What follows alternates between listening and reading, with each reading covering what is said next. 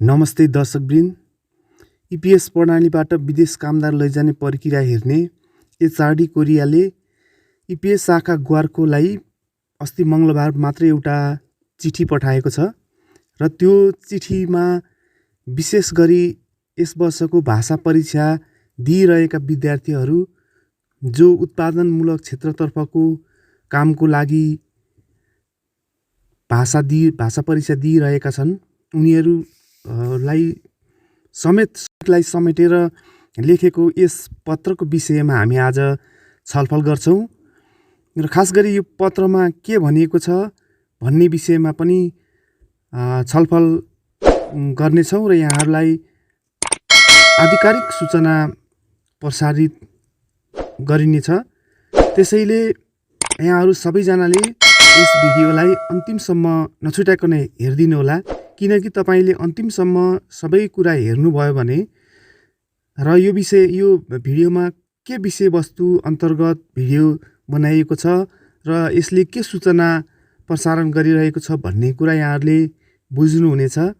त्यसकारण यहाँहरू सबैजनालाई फेरि पनि अनुरोध गर्दछु कि यहाँहरूले यो भिडियो चाहिँ पुरा हेरेपछि मात्रै सम्पूर्ण कुराहरूको जानकारी प्राप्त गर्नुहुनेछ। त्यसैले भिडियो पुरा हेरेर मात्रै आफ्नो धारणा र कमेन्ट लेख्न सक्नुहुन्छ। र यो पत्रमा समेटिएको एउटा विषय छ, दक्षिण कोरियाले नेपालबाट उत्पादनमूलक क्षेत्रका लागि आवेदन दिएकाहरूको परीक्षा सक्नै 1 वर्ष लाग्ने देखिएका कारण यो वर्ष अन्य क्षेत्रमा जस्तो उत्पादनमूलक क्षेत्रभन्दा फरक क्षेत्र कृषि, सिप बिल्डिङ लगायतका अन्य क्षेत्रहरूमा यो वर्ष थप कामदार लैजान चाहिँ लगभग नसकिने संकेत गरेर चाहिँ पत्रमा भनेको छ। यो पत्र आधिकारिक हो कि होइन भन्ने कुरा चाहिँ यहाँहरूले पनि एकचोटि ईपीएस शाखामा सम्पर्क गर्न सक्नुहुन्छ र यो पत्र सम्बन्धमा जानकारी चाहिँ ईपीएस शाखा प्रमुख मैया कडेलले जानकारी दिनुभएको हो। उनका अनुसार अन्य क्षेत्रमा नेपालमा भाषा परीक्षा नै लिन नसकिने भएका कारण ती क्षेत्रमा अरू देशबाटै कामदारहरू लैजाने भनेर चाहिँ कोरियाले उक्त पत्र मार्फत जानकारी दिएको छ पनि भनिएको छ। अब हामीलाई एक क्षेत्रको भाषा परीक्षा सकाउन मात्रै वर्ष दिनभरि लाग्ने भएका कारण अब अन्य क्षेत्रमा चाहिँ यो वर्ष नलाने, भाषा परीक्षा नहुने भनेर चाहिँ जानकारी दिएको छ र उत्पादनमूलक क्षेत्रतर्फ लगभग 1,63,000 परीक्षार्थीहरूले चाहिँ भाषा परीक्षा दिइरहेका छन्। यो सक्नको लागि नै अब अर्को सालको पुस 2 गतेसम्म लाग्नेछ र यसमा जम्मा कोटा मागिएको छ 15,900 जनाको लागि 1,63,000 जनाले चाहिँ भाषा परीक्षा दिइरहेका छन्। यसले गर्दाखेरि नै यो एउटा ठुलो समस्याको रूपमा चाहिँ आएको छ, किनकि भाषा परीक्षा सक्ने 1 वर्ष लाग्ने र त्यसपछि 1 वर्षमा चाहिँ नेपालमा जम्मा 15,900 जना मात्रै कामदार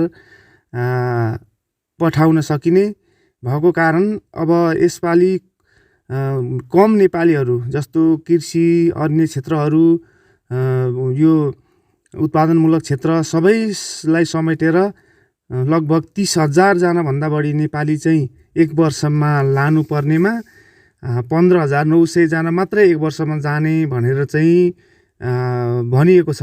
त्यसो हुँदाखेरि अन्य क्षेत्रमा भाषा परीक्षा लिन नसकेपछि 1 वर्षमा यही 15,900 जना उसले छुट्याएको कोटाभित्रका कामदारहरू जाने भए। र अर्को विषय यहाँ के चाहिँ भनिएको छ भने यो वर्ष कोरियाले 1,65,000 जना कामदारको चाहिँ माग गरेको छ। कोरियामा भएका कम्पनीहरूले, त्यहाँका चाहिँ साहु रोजगारदाताहरूले चाहिँ लगभग 1,65,000 जना चाहिँ कामदार कोरिया भित्राउने जुन भनिएको छ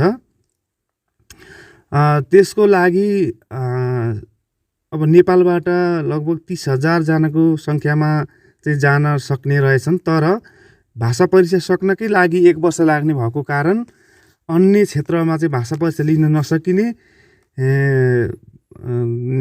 नसकिने हुँदा अब तिनीहरू चाहिँ छुट्ने भए, बाँकी 15,000 छुट्ने भए। तर यहाँ अर्को के कुरा चाहिँ छ भने, जस्तो यसपालि भाषा परीक्षा यो उत्पादनमूलक क्षेत्रतर्फको मात्रै हुने भएको कारण यो उत्पादनमूलक क्षेत्रतर्फ कोटा अहिले आइरहेको जुन 15,800 कति चान्चुन कोटा छ उसले छुट्याएको, तर यो कोटा चाहिँ बढाउने सङ्केत चाहिँ एचआरडी कोरियाले त्यो लेखेको मङ्गलबार प्राप्त भएको जुन पत्र छ इपिएस शाखालाई, त्यो पत्रमा चाहिँ सङ्केत गरेको छ। लगभग कोटा थप्ने भनेको छ। कोटा चाहिँ लगभग थपेर 22,000 यो वर्षको यो उत्पादनमूलक क्षेत्रतर्फको जुन भाषा परीक्षा लिइरहेको छ 1,63,000 परीक्षार्थीसँग, यसबाट चाहिँ लगभग 22,000 जना चाहिँ छनौट गर्ने सङ्केत चाहिँ कोरियाले दिएको छ। यसको कारण भनेको चाहिँ भाषा परीक्षा सक्नको लागि 1 वर्ष लाग्ने र अन्य क्षेत्रमा भाषा परीक्षा लिन नसकिने र अन्य क्षेत्रबाट चाहिँ कामदार छनौट गर्न नसकिने भएको कारण यो उत्पादनमूलक क्षेत्रको कोटा बढाएर लगभग 22,000 पुर्याउने सङ्केत चाहिँ कोरियाले गरेको यो पत्रलाई उद्धृत गर्दै मैया कडेलले चाहिँ जानकारी दिनुभएको छ। बढीमा 7,000 र घटीमा 5,000 थप्ने चाहिँ सङ्केत गरेको कोरिया पक्षले चाहिँ सङ्केत दिएको छ, भनिएको छ। अब यो सङ्केत मात्रै नभएर लगभग यो यस वर्षको भाषा परीक्षा सक्न एउटा क्षेत्रको सक्न मात्रै 1 वर्ष लाग्ने भएको कारण लगभग थप्ने नै भन्ने जस्तो चाहिँ बाहिरी खबरहरू पनि आइरहेको छ। र यो आधिकारिक रूपमा मैया कडेलले दिएको जानकारी अनुसार 5,000 देखि 7,000 जना चाहिँ थपिने भनेको छ।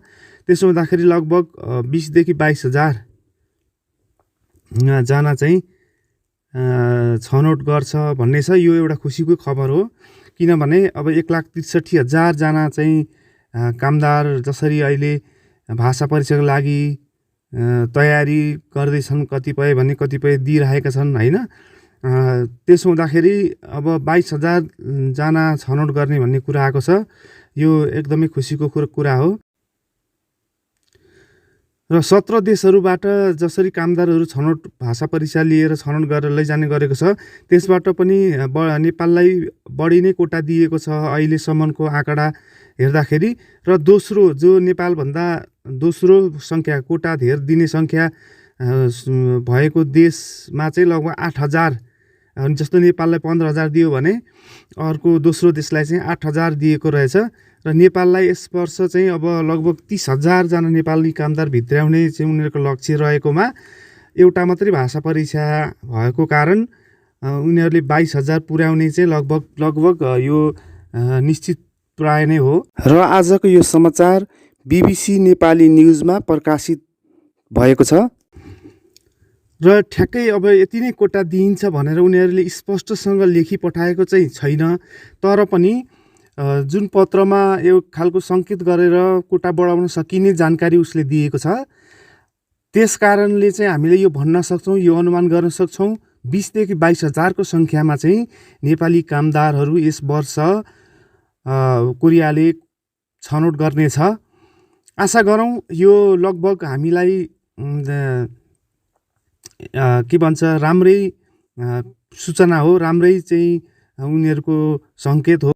आजको विषयवस्तु मैले यहाँहरूलाई यही जानकारी मूलक सामग्री लिएर आएको थिएँ।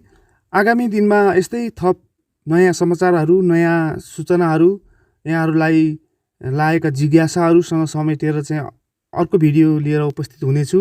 भिडियो कस्तो लाग्यो यहाँहरूले कमेन्ट गर्न नबिर्सनु होला र यस च्यानललाई सब्स्क्राइब पनि गरिदिनुहोस्, ताकि तपाईँलाई मैले नयाँ अपलोड गर्ने भिडियोहरू तुरुन्तै प्राप्त हुनेछ भन्दै आजलाई भिडियो यति गर्छु।